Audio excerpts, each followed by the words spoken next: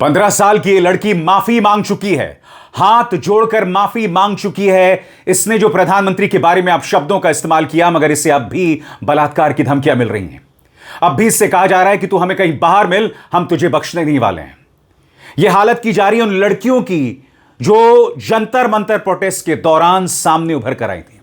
चलिए माना इस 15 साल की लड़की ने गाली दी, गाली नहीं देनी चाहिए थी, मगर जो सवाल आज जेनजी की महिलाएं उठा रही हैं कि हमारा गुनाह गाली देना है या हमारा गुनाह सड़कों पर आके अपने अधिकारों का प्रदर्शन करना है।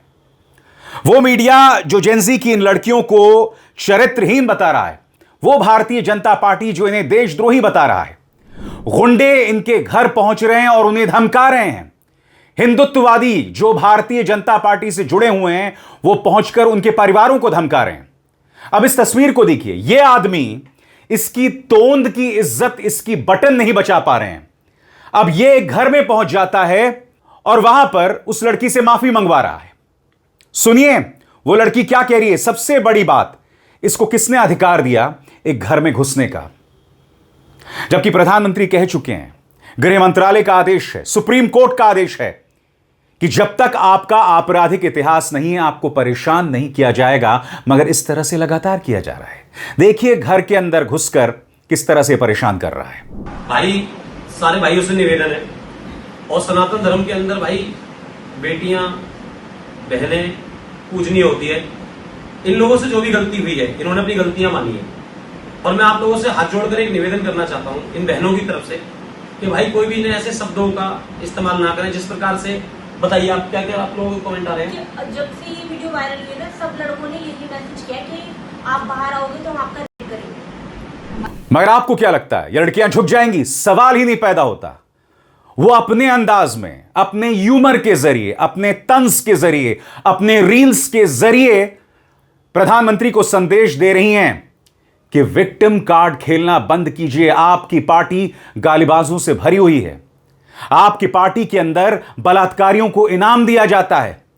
वो आईना दिखा रहे हैं, मगर प्रधानमंत्री के पास टाइम नहीं है कि वो पार्लियामेंट आए। प्रधानमंत्री के पास टाइम नहीं है कि असम में बाढ़ आई हुई है वो वहां जाएं, जबकि असम में उनकी पार्टी की सरकार है। प्रधानमंत्री कहां है मैं आपको बताता हूं। जैसे कि आप इन तस्वीरों में देख सकते हैं, वो रोड शो कर रहे हैं। उनके साथ मुख्यमंत्री चंद्रबाबू नायडू हैं। यह नजारा आंध्र प्रदेश का है और यहां पर प्रधानमंत्री नरेंद्र मोदी का स्वागत हो रहा है। वो भोगपुरम पहुंचे हैं, साथ में चंद्रबाबू नायडू और डेप्यूटी चीफ मिनिस्टर पवन कल्याण हैं। देखिए प्रधानमंत्री का किस तरह से स्वागत किया जा रहा है। मैं फिर आपसे सवाल पूछना चाहता हूं, इतनी ढेरों समस्याएं हैं, आप रात को 2 मिनट की एक रील बना देते हैं, उसमें अजीबो गरीब बातें कहते हैं, मगर जो असली समस्याएं हैं उसे संबोधित नहीं करते हैं। आप ही की पार्टी की सरकार जहां है असम, वहां बाढ़ आई हुई है, मगर आप वहां नहीं पहुंचेंगे। आप पहुंच जाएंगे आंध्र प्रदेश। क्यों? क्योंकि वहां पर आपको रोड शो करना है और रोड शो आपको खुशी देती है, मगर दूसरी तरफ आपका मीडिया आंदोलन को बदनाम करता है, झूठ बोलता है। मैं आपको एबीपी न्यूज के प्रोग्राम का एक छोटा सा क्लिप दिखाना चाहता हूं। कार्यक्रम का नाम है महादंगल, कायदे से इसका नाम होना चाहिए था महाबकवास। यहां ये झूठ बोल रही हैं कि भाई रमेश बिधूड़ी को तो भाजपा ने टिकट नहीं दी थी। वो रमेश बिधूड़ी जिसने संसद में खड़े होकर गाली गलौज की थी। यही मुद्दा जेनजी भी उठा रही है, प्रधानमंत्री से पूछ रही है कि 15 साल की लड़की को परेशान करने के लिए आपका पूरा मीडिया, पूरी पार्टी, तमाम गुंडे लग गए, मगर आपने अपने पार्टी के गालीबाज नेता, चाहे वो रमेश बिधूड़ी हो, चाहे वो प्रेम शुक्ला हो, चाहे टी राजा सिंह हो, उन्हें सिराखों पर रखा हुआ है। मगर गोदी मीडिया की पत्रकार कितना बड़ा झूठ बोल रही है। कह रही है कि भाई उनका टिकट काट दिया गया। यह आपको यह नहीं बता रही है कि बाद में इसी रमेश बिधूड़ी को आतिशी मरलेना के खिलाफ चुनाव लड़ने के लिए टिकट दिया गया था। वाकई इन्हें शर्म नहीं आती है। देखिए किस कदर झूठ बोल रही हैं ये। जिस दिन इस देश के नए संसद का उद्घाटन था, क्या क्या बोला, भड़वे कटवे। तो क्या हुआ, उनका टिकट काट दिया गया ना? टिकट नहीं मिला फिर? नहीं चित्रा जी सुनिए ना, एक बात सुनिए, टिकट काटना वगैरह वो कोई बड़ी बात नहीं है। और तो सजा तो इसी रूप में मिली। अरे चित्रा जी सुनिए ना, चित्रा जी थोड़ा सुन तो हमें भी सुन लीजिए ना एक सवाल। और इनकी बेशर्मी का यह आलम है कि उसके बाद जेन जी को अपने स्टूडियो में बुलाती हैं और यहां पर देखिए उनके साथ रील बना रही हैं। जिसके साथ ये रील बनाया जा रहा है, याद कीजिएगा जंतर मंतर प्रोटेस्ट के दौरान इनकी रील्स काफी वायरल हुए थे। कुछ देर के लिए इनका अकाउंट इंस्टाग्राम ने बंद भी कर दिया था। अब वो मोहतरमा जो भारतीय जनता पार्टी की खुलकर बैटिंग, फील्डिंग, बॉलिंग सब करती हैं, अब एक जेन जी के इन्फ्लुएंसर के साथ रील बना रही हैं। ये लोग इतना डेस्परेट हैं दोस्तों, इतना डेस्परेट हैं झूठ बोलने में, अपने वजूद को बनाए रखने में। अरे अगर अपना वजूद बनाए रखना चाहते हैं तो ताकतवर से सवाल करो, सत्ता पे बैठे व्यक्ति से सवाल करो, मगर सवाल तो बहुत दूर की बात है, झूठ बोलते हैं। अब मैं आपको 2 क्लिप्स एक के बाद एक बताऊंगा। भारतीय जनता पार्टी के प्रवक्ता के शर्मा कहते हैं कि जंतर मंतर प्रोटेस्ट में मंच पर नारे लगे थे, भारत तेरे टुकड़े होंगे। आशुतोष रंका वहां बैठे हुए थे। उन्होंने कहा पहले बताओ नारे कहां लगे थे, मगर सबसे पहले वो क्लिप देखिए जिसमें के शर्मा झूठ बोल रहे हैं। अब मैं बताता हूं, क्योंकि ये राजनीतिक दल है भाई, ये कोई छात्र थोड़ी ना है। छात्रों का तो मुद्दा उठाया इन्होंने, ये कहां से छात्र हो जाएंगे। इनके मंचों से क्या क्या कहा गया आशुतोष जी, सॉरी मानिक जी, इनके मंचों से भारत माता तेरे टुकड़े होंगे के नारे लगे।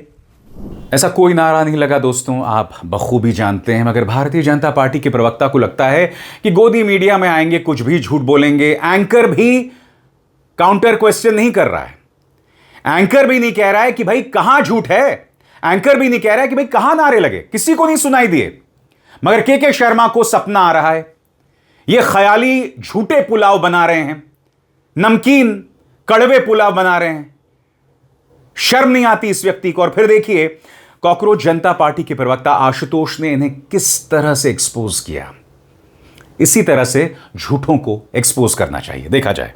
वो कह रहा है मैं सबूत दे रहा हूं। ये कोई स्पेशल नहीं है, शो मी दैट वीडियो। ये कोई स्पेशल नहीं है। आपको एक बता दूं, आपके लिए स्पेशल हूं। पर्सनली लीव सीजेपी फिश मैं बताता हूं वीडियो की भारत माता तेरे टुकड़े होंगे जैसा स्टेज पे कहां नारा लगाया, आप दिखाइए, चलिए वीडियो दिखाइए, आप दिखाइए वीडियो, मैं आपको वीडियो दिखाइए। मैं बताता हूं सर, आप सुनो। के शर्मा जी आपकी यूजुअल डिबेट नहीं है, आप पढ़े लिखे से बात कर रहे हैं। मानक जी मुझे एक बार बोलने दीजिए, फिर मैं आपको सारी चीजें वीडियो दिखाइए, मैं सारे वीडियो भेज दूंगा आपके पास। ये सारे सोशल मीडिया में रिकॉर्ड दिखा के जिस सोशल मीडिया से ये विषय उठा रहे हैं, मैं उसी सोशल मीडिया से वीडियो दिखाइए। मानक जी अब प्लीज मानक जी मत करिए, आप वीडियो दिखाइए, कहां भारत माता तेरे टुकड़े होंगे। मेरा कहना इतना है। और अब एक जरूरी संदेश, सच के इस सफर में मेरा साथी बनिए, मेरा चैनल ज्वाइन कीजिए और इनमें से एक विकल्प, एक ऑप्शन चुनिए। शुक्रिया। और दूसरी तरफ बलात्कार की धमकियां देने की बाढ़ सी आ गई है। जेन जी की वो तमाम लड़कियां जो प्रोटेस्ट के दौरान मैदान में थीं, इस खबर को देखिए। We will kill, rape you. Online mobs are targeting women protesters for abusing Modi.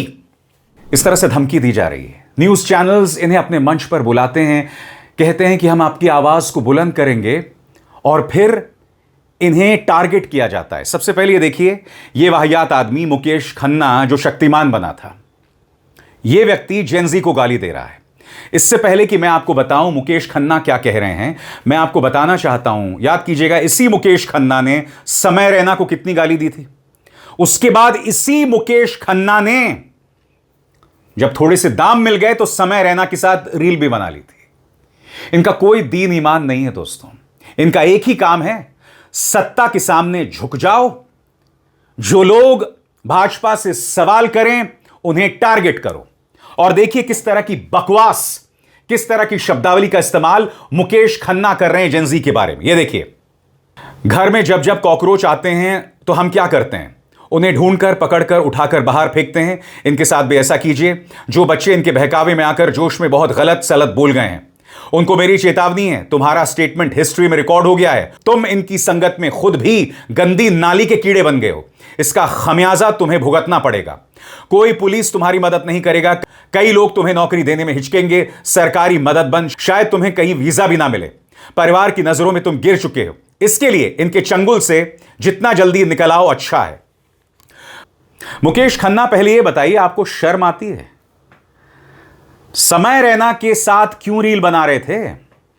बदले में खूब पैसे जरूर मिले होंगे आपको। उसी समय रैना को तुम गाली दिया करते थे। वैसे कॉकरोच जनता पार्टी से भी मैं अपील करना चाहता हूं, इन सज्जन का झुकाव क्या है आप जानते हैं? थोड़ी बहुत मदद कर दीजिए इनकी, शायद इनके तेवर बदल जाएं। और दूसरी तरफ दोस्तों, मैं आपको एक क्लिप दिखाना चाहता हूं बीबीसी की। जेन जी की एक प्रोटेस्टर, उन्हें मंच पर बुलाया जाता है, कहा जाता है कि हम आपकी आवाज को सामने करेंगे, मगर उसके बाद गोदी मीडिया बुलाकर उन्हें बेइज्जत करता है। अपनी आंखों में आंसू लिए जेन जी की प्रोटेस्टर बीबीसी से क्या कह रही है, आइए सुनते हैं। मीडिया से बात करने को लेकर भी आपके मन में बहुत डर था? क्योंकि सर मेरे साथ हुआ, मेरा फर्स्ट इंटरव्यू था, मैंने लाइफ में ये सब चीज़ें कभी नहीं देखी है, ना मैंने एक्सपीरियंस की है। तो जब फर्स्ट किसी ने मेरे से मीडिया से कांटेक्ट किया तो उन्होंने बोला कि हम आपके लिए बोलेंगे, आपकी आवाज़ पहुंचाएंगे जो लोगों तक नहीं पहुंच पा रही है, हम आपकी चीज़ें सच में बताएंगे। और मैंने कहा ठीक है मैं आती हूँ, क्योंकि मुझे पता नहीं था ये सब क्या होता है, ना मैंने कभी पॉलिटिक्स देखी है, ना मैंने न्यूज़ वगैरह इतने अच्छे से देखी है। सर वहाँ पे मेरे को ऐसा धोखा मिला कि कैमरामैन सामने है और मुझे पता चला कि मैं डिबेट में बैठी हूँ। मुझे बताया भी नहीं गया कि वो डिबेट है, और वहाँ पे लोगों ने मेरे को मॉक करना स्टार्ट कर दिया कि इस पे केस होना चाहिए, केस करो वरना और लोगों के अंदर हिम्मत आएगी। आपने ये कैसे बोला, आपकी बोलने की हिम्मत कैसे हुई? मैंने सोचा कि मेरे को तो बुलाया गया था कि तुम्हें सपोर्ट देंगे, और वहाँ पे मेरे को ही टारगेट कर दिया। और वो इतना बड़ा प्लेटफॉर्म था, इतनी बड़ा वो क्या बोलते हैं न्यूज़ चैनल था, कि वहाँ पे जब मुझे रोना भी आया तो मैंने अपने आप को अंदर से कंट्रोल किया कि अगर मैंने रो दिया तो ये बहुत सारे लोग देखेंगे, और जैसे मैंने वीडियो डाली थी तो उसमें विक्टिम कार्ड बोल रहे थे, तो लोग बोलेंगे कि बेशरम औरत यहाँ पे भी रोने आ गई। देखा आपने, इस तरह से टारगेट किया जा रहा है। मगर इंतजार कीजिएगा दोस्तों, मैं आपको बताने वाला हूं। प्रधानमंत्री नरेंद्र मोदी के दोहरे मापदंड के खिलाफ, भारतीय जनता पार्टी और उसके पाले हुए गुंडों के खिलाफ जेन जी की महिलाएं अपनी आवाज बुलंद कर रही हैं। मगर उससे पहले सुनिए कॉकरोच जनता पार्टी के संस्थापक अभिजीत दिपके को। वो साफ तौर पर कह रहे हैं कि प्रधानमंत्री नरेंद्र मोदी को माफी मांगनी चाहिए, आपकी पुलिस ने जिस तरह से छात्रों के खिलाफ हिंसा की थी। सुनिए। इस पर मुझे ये लगता है सबसे पहले माफ करने से पहले मोदी जी को माफी मांगनी चाहिए स्टूडेंट से। जो 20 जुलाई को लाठीचार्ज हुआ है, जिन स्टूडेंट्स का सर फोड़ा गया है पैलेट गन से, जिनको इतनी ज्यादा सीरियस इंजुरीज हुई है, हाथ टूटे स्टूडेंट्स के, पैर टूटे, पहले उनसे माफी मांगिए आप, और उसके बाद माफ कर सकते हो आप। पहले माफी तो मांगिए। जो 20 जुलाई को हुआ, जो ब्रुटैलिटी हुई, आज तक इस देश में वैसी ब्रुटैलिटी स्टूडेंट्स के अगेंस्ट कभी नहीं देखी गई।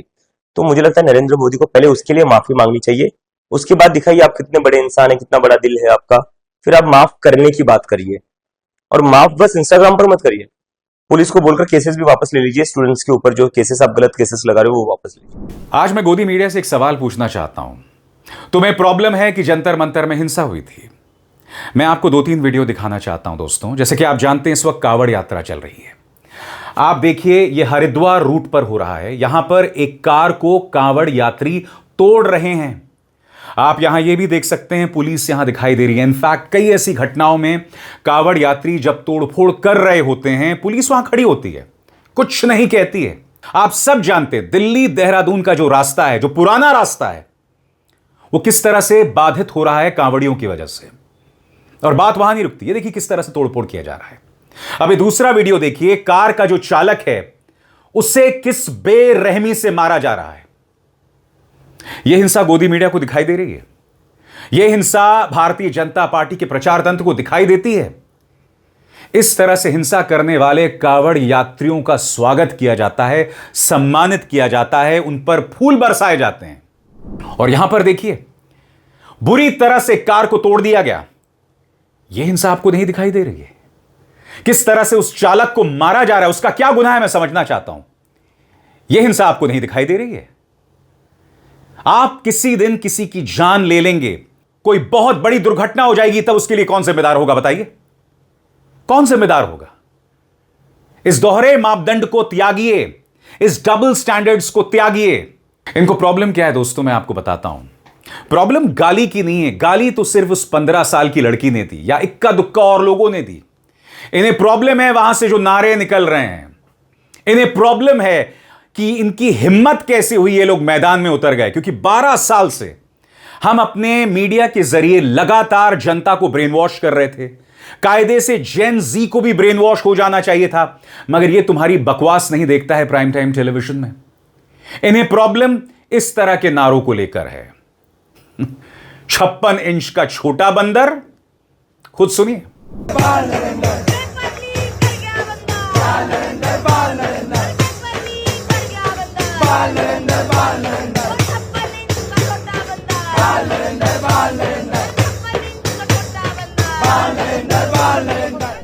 तुम जो 15 साल की एक लड़की को टारगेट कर रहे हो, तुम जो एक 15 साल की लड़की को टारगेट कर रहे हो, उसे बलात्कार की धमकी दे रहे हो, और ना सिर्फ उससे, कई बच्चियों को इस तरह से धमकियां दी जा रही है। जब अंकिता भंडारी को मौत के घाट उतार दिया था भाजपा नेता के एक बेटे ने, तब तुम्हारा खून क्यों नहीं खौला था? आसाराम के खिलाफ तुम्हारा खून क्यों नहीं खौलता? बलात्कारी राम रहीम के खिलाफ तुम्हारा खून क्यों नहीं खौलता?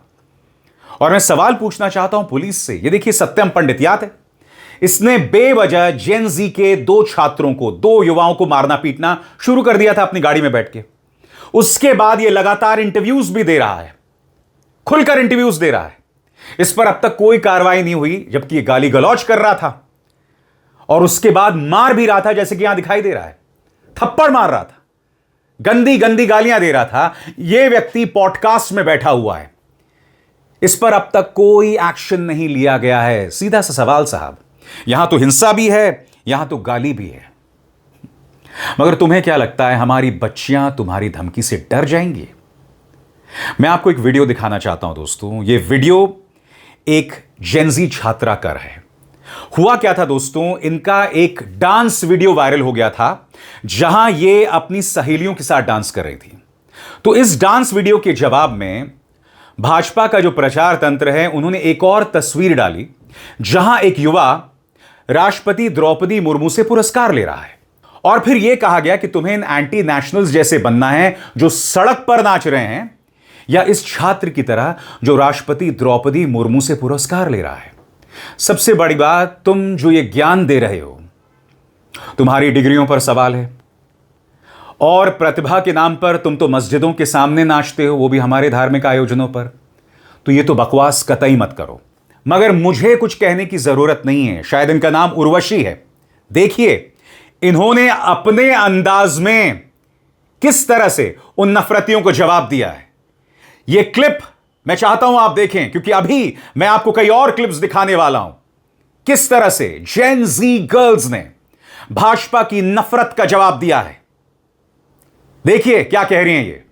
This caption and my DMs are flooded with people asking me if I'm okay. I am not. मैं हूँ वो जेनजी छात्रा जिसके साथ ऐसा हुआ है।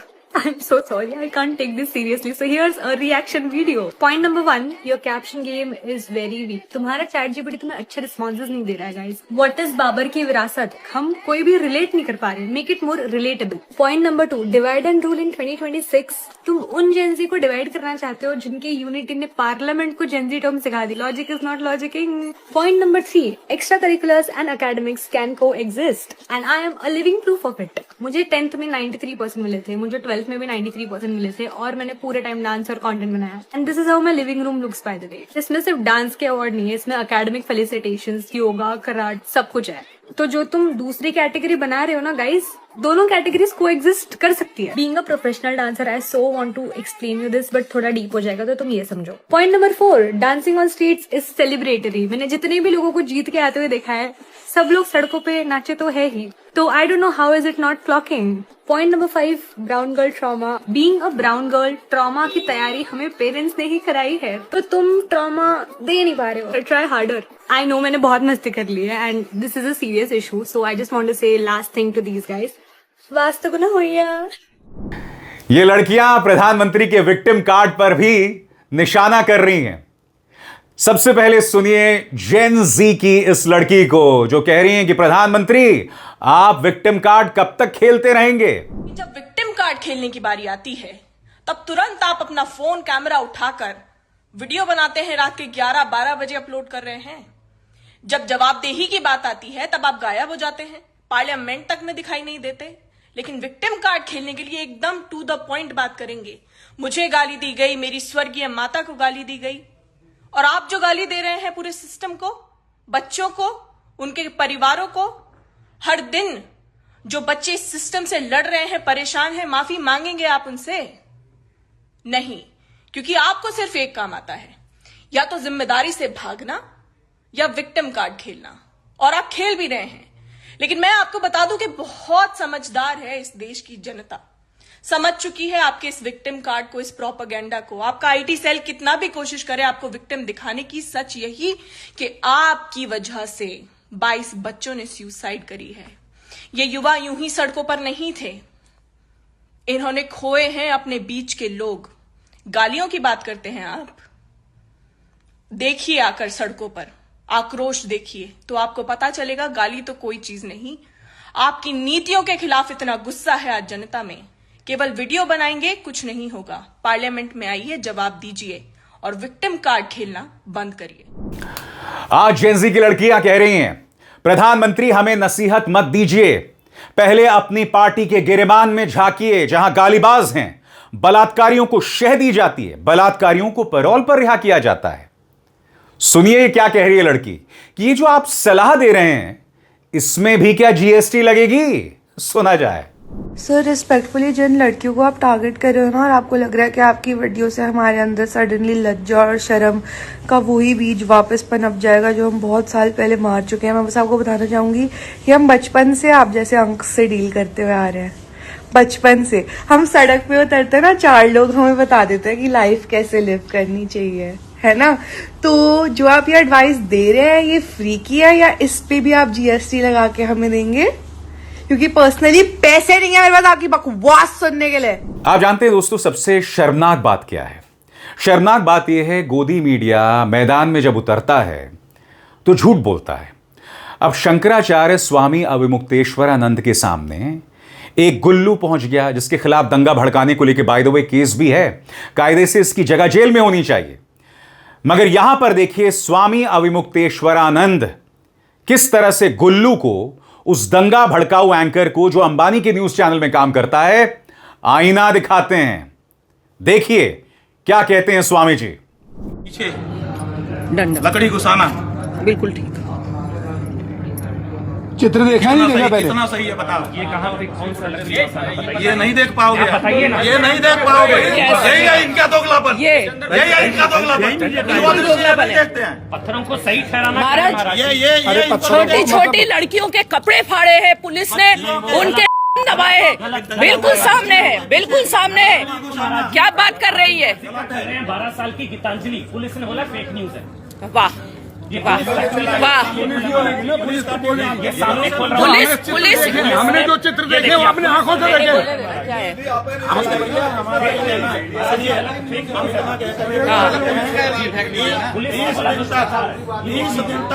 से बैठे रहने के बाद अगर पुलिस का ही हमारे सामने पड़ता है और हम आत्मरक्षा के लिए उसको चलाते हैं, हम बिल्कुल सही कहते हैं। और आत्मरक्षा में पुलिस डंडा चलाती है वो भी सही। महाराज जी दोस्तों अब भी कई सेलिब्रिटीज जो है ना वो हिम्मत दिखा रहे हैं। मैं चाहता हूं आप सुनिए विशाल डडलानी क्या कह रहे हैं। उनका तंज, सीधा तंज प्रधानमंत्री पर है, सुना जाए। हेलो फ्रेंड्स, आज मेरा मन कर रहा है आपसे लंबी लंबी छोड़ूं और नहीं बातें करूं पूरा दिन। ठीक है, तैयार हो ना आप?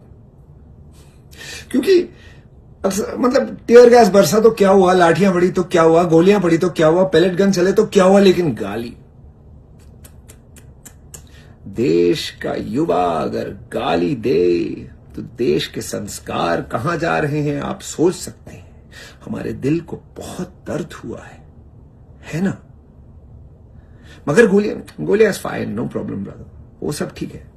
अरे हाँ, आपके घरों पे भी गुंडे आएंगे, एफआईआर भी कराए जाएंगे आपके मतलब फेशियल रिकग्निशन से, वो भी उस पर बुरा मत मानिए, उसमें कोई बड़ी बात नहीं है। बच्चे जिन्होंने अपनी आवाज अपने हक के लिए उठाई है उनको भी कुचला जाएगा, नो प्रॉब्लम, वो बात सारी ठीक है, उसमें किसी को कोई आपत्ति नहीं है। आक्रोश अगर है तो गालियों पे गाली नहीं दे। और सिर्फ विशाल डडलानी नहीं है, अनुराधा पौडवाल जो भजन गाया करती थी, आप देखिए उन्होंने गोदी मीडिया को किस तरह से दो टूक कह दिया कि मैं अपने देश के जेनजी के साथ हूं, चाहे वो भजन गाएं चाहे वो आंदोलन करें। सलाम अनुराधा जी, सुनिए वो क्या कह रही हैं। जो अभी दिल्ली में आंदोलन उसके लिए भी कुछ कहेंगे? जो युवा पीढ़ी कर रही है, भजन भक्ति प्रोटेस्ट, सब पे मुझे गर्व है। इनको प्रॉब्लम यह है कि तुम मैदान में क्यों उतर आई, तुम प्रोटेस्ट क्यों कर रही हैं, तुम्हारी हिम्मत कैसी हुई ताना कसने की। चलिए गाली की बात समझ आती है, मगर उस गाली पर भी आप किसी पर कानूनी कार्रवाई नहीं कर सकते हैं। मैं चाहता हूं आप इस लड़की को सुनिए। वो बता रही हैं कि भाई गाली तो हमने धुरंधर फिल्म से सीखी, जिसकी तारीफ प्रधानमंत्री ने की थी। वो धुरंधर फिल्म जिसमें जमकर गालियां दी गई थी। सुना जाए। मोदी जी, आपने धुरंधर मूवी देखी है? इन बच्चों ने वहीं से सीखा है गाली, भद्दे भद्दे गालियां वहीं से सीखी हैं। ये गुमराह धुरंधर देख के हुए हैं। आजकल की कौन सी मूवी है जिसमें गाली नहीं है? आपने तो अपने स्पीच में धुरंधर का नाम भी लेके उसको प्रमोट किया। मोदी जी, आप बोलिए कौन गुमराह कर रहा है इन बच्चों को? आप बोलिए कौन सिखा रहा है इनको गालियां? मूवी सिखा रही है। क्या आपने एक भी मूवी को हाथ उठा के बोला कि ये गलत है, असभ्य है? बट एक बच्ची, ना समझ बच्ची ने गाली दी बिना सोचे समझे, आक्रोश में आके। ये एकदम नेशनल इशू बन गया। आज लड़कियां प्रधानमंत्री से सवाल कर रही हैं, पूछ रही हैं प्रधानमंत्री जब मर्द गाली देता है तो क्या सारी बंदिशें लड़कियों के लिए हैं? मर्द पर यह बंदिशें क्यों नहीं लगती? सुनिए यह जोरदार हमला। औरतें, समाज और सभ्यता, ये सारे वर्ड्स जब एक साथ यूज होने लगे ना, तो समझ जाओ कोई बूमर आया है फादर ऑफ द नेशन बनने। कल्चर शॉक लगता है इनको जब लड़कियां आवाज उठाती हैं। क्लासिक। सारी सभ्यता इन्हें बेटियों के वक्त ही याद आती है। And firstly, no one's here your daughter, so please be someone else's daddy if that's your wish. क्योंकि जब लड़के, देश के मर्द, मिनिस्टर्स भद्दी लैंग्वेज यूज करते हैं, लड़कियों को हरास, मोलेस्ट, हाउंड करते हैं, या दिल्ली पुलिस ब्रूटली पीटती है लड़कियों को, तब तो कोई सभ्यता और समाज नहीं याद आता किसी को। तब कोई कल्चर पे लेक्चरिंग नहीं होती। मैं बार बार कह रहा हूं, तुमने गलत लोगों से पंगा ले लिया। तुम उन पर दबिश डाल रहे हो, तुम उन्हें टारगेट कर रहे हो, उनके घरों में गुंडे भेज रहे हो, उन्हें परेशान कर रहे हो। और तुम्हें क्या लगता है इससे वो तुम्हारे फैन हो जाएंगे? वो तुमसे डर जाएंगे? सवाल ही नहीं पैदा होता। वो तुमसे डरने नहीं वाले हैं। और इसका परिणाम तुम चुनावों में देखोगे, जब वो वोट डालेंगे, क्योंकि वो देख रहे हैं कि एक पॉलिटिकल पार्टी जो है किस तरह से असली मुद्दों से हमें भटका रही है। मुद्दा होना चाहिए था गृह मंत्री अमित शाह की जवाबदेही की कमी, मुद्दा होना चाहिए था पुलिस की हिंसा। और भाजपा क्या कर रही है? भारतीय जनता पार्टी पुलिस कर्मियों के रिश्तेदारों को मैदान में उतार रही है, उनसे प्रेस कॉन्फ्रेंसेस करवा रही है। और मैंने बार बार कहा है, किस पुलिसकर्मी को बहुत ज्यादा गंभीर चोटें आई हैं। हमने देखा कि किस तरह से लड़कियों के पीछे डंडा घुसाया जाता है। हमने देखा रमनदीप लांबा ने किस तरह से एक लड़की को थप्पड़ मारा है। हमने देखा 10 साल के एक बच्चे को थप्पड़ मारा जा रहा है। मैं आपको बार बार ये वीडियोस दिखा रहा हूं, मगर इनकी कोई जवाबदेही नहीं है साहब। इनफैक्ट रमनदीप लांबा के समर्थन में तो दिल्ली हाईकोर्ट आ गया था। यह है चुनौती जेन ज़ी के सामने। मगर मैं बार बार कह रहा हूं, तुमने एक गलत पीढ़ी से पंगा ले लिया। वो तुम्हें जवाब देगी अपने ह्यूमर के जरिए, अपने रील्स के जरिए और अपनी हाजिर जवाबी के जरिए। और तुम्हें और ज्यादा मिर्ची लगने वाली है और तुम्हें जरूरत पड़ेगी ढेर सारे बरनौल की। अब इज़हार शर्मा को दीजिए इजाजत। नमस्कार।